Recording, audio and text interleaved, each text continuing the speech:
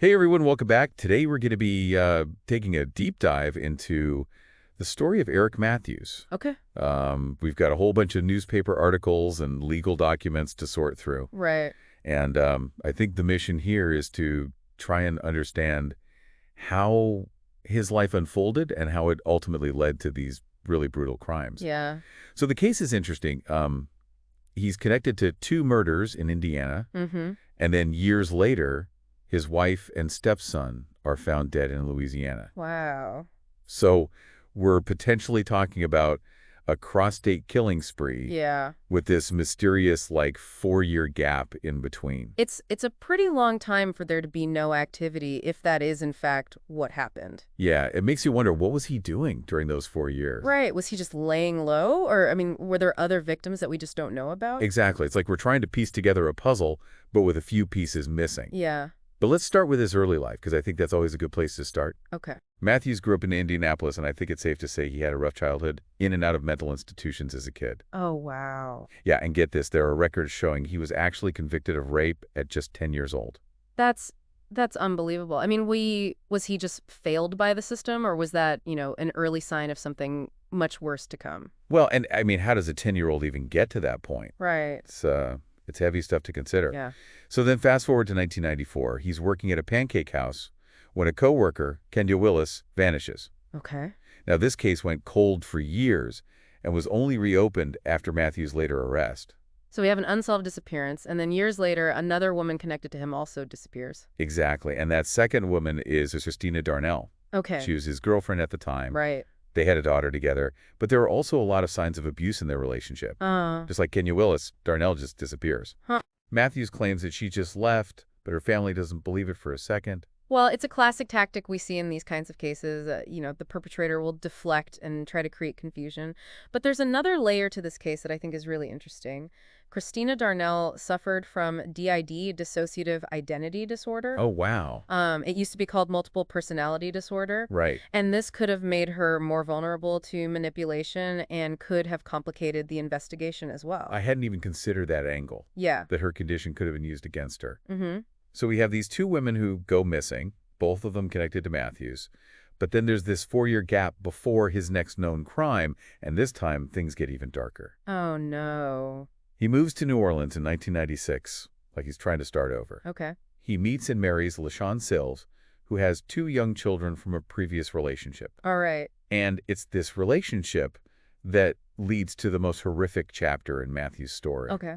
So in 1998, LaShawn's body is found in their home. She was bound and choked. It's a brutal scene. Oh, my God. But what really kicks things into high gear is the disappearance of her 2 children, Rosalind, who was 4, and little James, who was just 17 months old. Oh, God. Now, it's not just a murder investigation. Right. It's a frantic search for 2 missing kids. Yeah. And because Matthews had connections to Indiana, the FBI gets involved. Okay. They suspect that he may have flayed across 8 lines. Makes sense. So now you've got a potential triple homicide Yeah. and kidnapping. The stakes are incredibly high, Mm-hmm. and the clock is ticking to find those kids. Right. I think this is where Matthews really crosses a line. Yeah. He goes from suspected killer to full-blown fugitive. Definitely. And what's disturbing to me is the planning involved. Right. He doesn't just run away. Yeah. He takes the kids with him to try to avoid suspicion. Oh, yeah. It seems like something that was planned out, which we didn't see in the earlier cases. Okay. It's terrifying to think about what was going through his mind at that point. He's on the run with these 2 young children.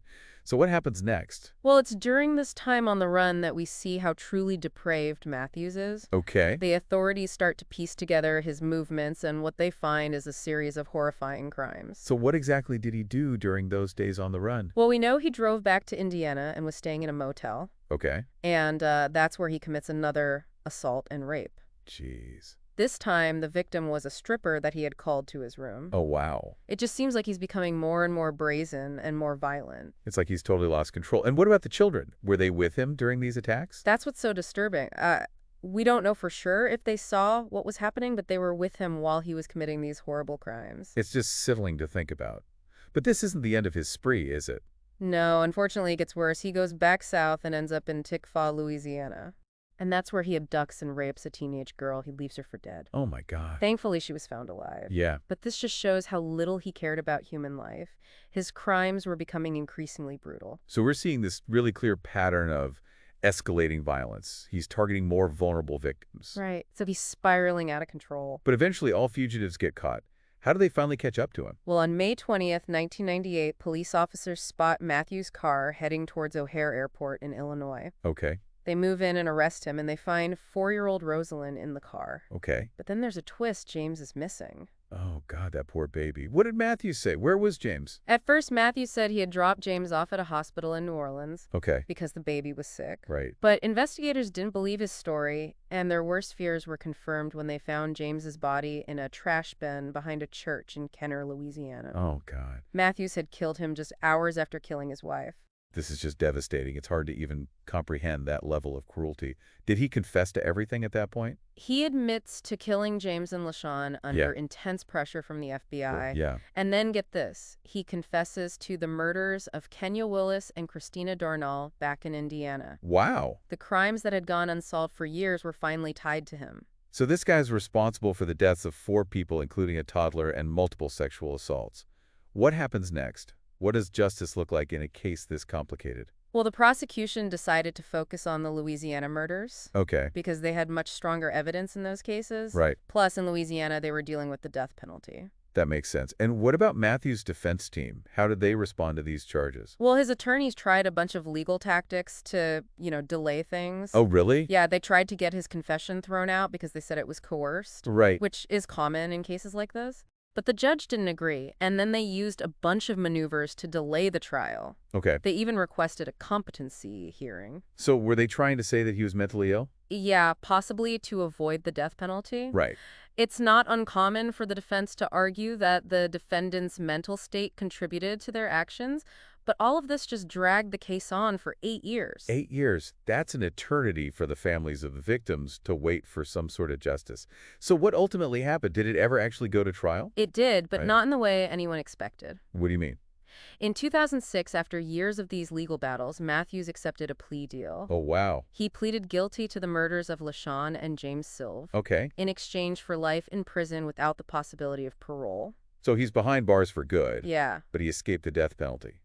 That's got to be hard to swallow for those who wanted to see him pay the ultimate price. It is a tough pill to swallow. Yeah. But plea deals are complicated. Right. Prosecutors will sometimes agree to them to avoid a long and unpredictable trial. Yeah, that makes sense. It also gives some closure to the victims' families who wouldn't have to relive the crimes in court. Yeah, I could see how that would be a factor, especially in a case this horrific. But even with Matthews locked away, there are still so many questions. What about Christina Darnell? He confessed to killing her, but her body was never found. It's just a reminder that some wounds never fully heal. And then there's the bigger question. How did Eric Matthews become the monster he turned out to be? Right, we've seen the progression of his crimes, the escalating violence, the total disregard for human life.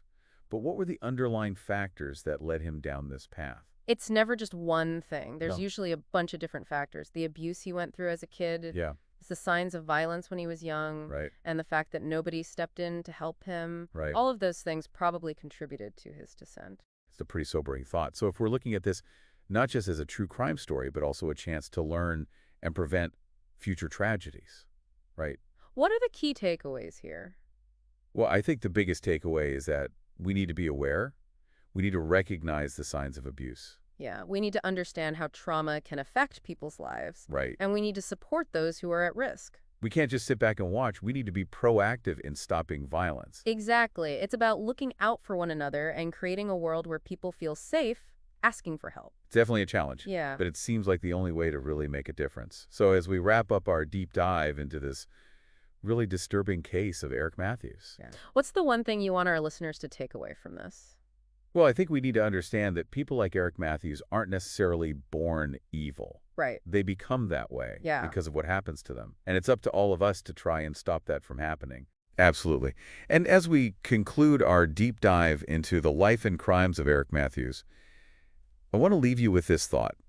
Let's try to make the world a better place, a world where everyone feels safe and valued and has a chance at a good life.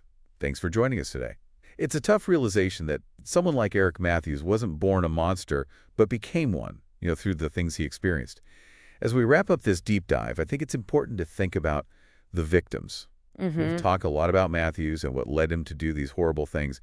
But what about the people whose lives were destroyed by him? Yeah, it's important to remember that each life Matthews took represents a whole lot of pain and loss. Right. Families were destroyed and communities were traumatized. Right, and these scars run deep. Yeah. It takes a really long time to heal from something like this.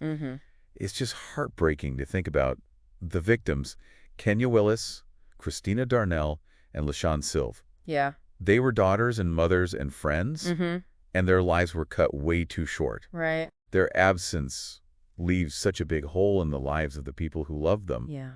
And then there's the children. Right. Especially little James, whose life was taken before it even really began. The loss of a child is just an unimaginable tragedy. Yeah. And the circumstances of James' death make it so much worse. Right. I think it's also important to remember the trauma experienced not only by the victims themselves, but also by their families. Right. They're the ones left behind to deal with the grief and the unanswered questions. And it's just so unfair. Yeah. And, we talked earlier about how Christina Darnell's body was ever found. Right.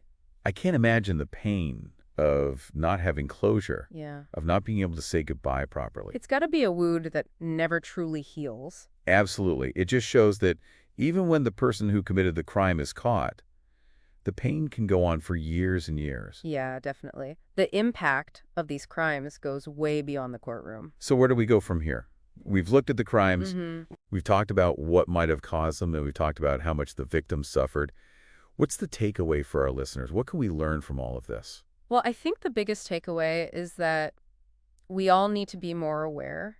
We need to recognize the signs of abusive behavior. Yeah. We need to understand how trauma can change a person's life, and we need to help those who might be at risk. It's like we need to create a safety net to catch people before they fall. Exactly. We can't just be bystanders. Yeah. We need to be proactive and try to stop violence before it happens. Right. It's about being empathetic and looking out for each other and building a world where people feel comfortable asking for help. That's a big goal, but I think it's one worth fighting for. So as we finish up our deep dive into the story of Eric Matthews, I want to leave you with this. Let's all try to build a world where empathy is more important than apathy. A world where hope is stronger than darkness. Yeah. And a world where every life matters. That's a great way to put it. Thanks for joining us on this journey.